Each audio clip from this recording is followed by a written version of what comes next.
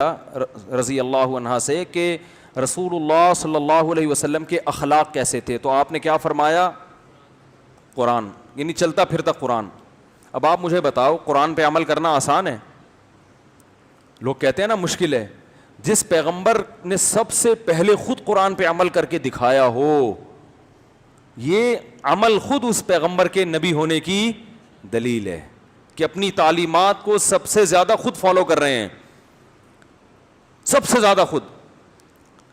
تو انہی تعلیمات میں قرآن نے چونکہ بار بار یہ بات کہی ہے کہ دنیا مسافر خانہ ہے، دنیا دل لگانے کی جگہ نہیں ہے، تو اس پر سب سے پہلے عمل کس نے کیا؟ رسول اللہ صلی اللہ علیہ وسلم نے۔ آپ نے دنیا کو ایسا مسافر خانہ سمجھ کے بتایا، دکھایا کہ آج ہمارے لیے اس بارے میں نبی کو فالو کرنا بہت مشکل، ایسا دنیا کو مسافر خانہ سمجھا۔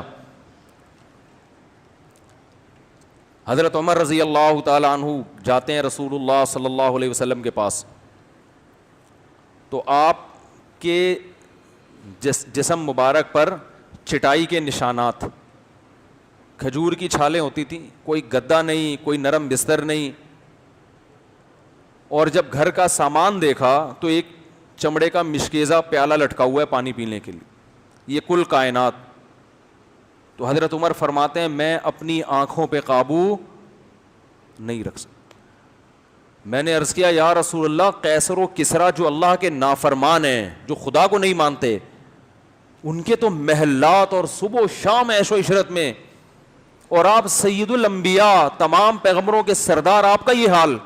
تو آپ دیکھیں نبی نے جواب کیا دیا۔ ہمارا کوئی مرید آئے ہمارے پاس اور ہماری غربت دیکھے، اور میری تو غربت نہیں ہے الحمدللہ، اللہ کا دیا بہت کچھ ہے، فرض کریں غریب ہوتا میں اور کوئی مرید آتا، مفتی صاحب یار آپ کے گھر میں یہ ٹوٹی ہوئی چارپائی، آج کسی پیر کے گھر میں کوئی مرید چلا جائے نا، آپ کے گھر میں صوفہ نہیں، چٹائی پہ بیٹھیں گے، ویسے تو بڑے بڑے سفر ہو رہے ہیں، تو میں فوراً رو پڑوں گا نا، اپنے اس مرید سے پھوٹ پھوٹ کے گلے مل کے رو پڑوں گا بھائی کیا بتائیں یار، یہ تو بس دنیا ہے جو دیکھ رہی ہے ہمیں چمکتا ہوا، اندر کے حالات تو آج تمہیں پتہ چلے ہیں، اور بس کیا کریں بھائی، اب کسی کو بتا بھی نہیں سکتے، سفید پوش یہی تقریریں ہو جائیں گی نا۔ میں کر نہیں رہا یہ تقریریں، مثال دے رہا ہوں، کہیں آپ گلے مل کے مجھ سے رونا شروع کر دیں، بھائی بند کریں نا 2 منٹ کے لیے۔ تو پھوٹ پھوٹ کے رونا، پیر ایسے ہی کرتے ہیں، جاہل پیر جو ہوتے ہیں نا، پھر بس کیا کریں، بس اب یہی ہے کہ بھائی اللہ کی طرف سے صبر کرنا چاہیے، دنیا آخر میں تقریر جھاڑوں گا کہ دنیا مسافر خانہ ہے، ایسا ہی ہوگا نا، بس کیا کریں صبر کر، اور آپ جیسے جب نالائق مرید ہوں گے تو پھر یہی ہوگا، بزمان حال یہ بھی کہہ رہا ہوں گا اس کو میں۔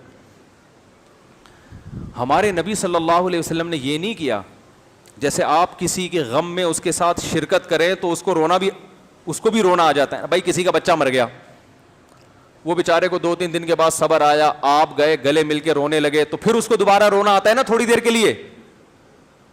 تو بھائی کوئی ہم ہوتے غربت میں پڑے ہوئے ہوتے، صبر کر کے بیٹھے ہوئے ہوتے، کوئی مرید آ کے روتا، 2 آنسو بہاتا، یار آپ کی یہ حالت، تو 4 آنسو ہمارے بھی اس موقع پہ نکل جاتے، اپنا غم یاد آ جاتا نا۔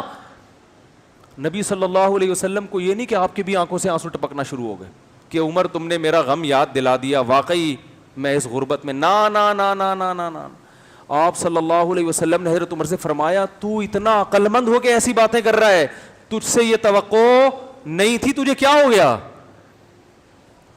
بجائے غمزدہ ہونے کے آپ صلی اللہ علیہ وسلم حضرت عمر سے کہہ رہے ہیں تم جیسا عقل مند ایسے کر رہے ہے، تمہیں کیا ہو گیا؟ کیا تمہیں پتہ نہیں ہے ہمارے لیے آخرت اور ان کے لیے دنیا؟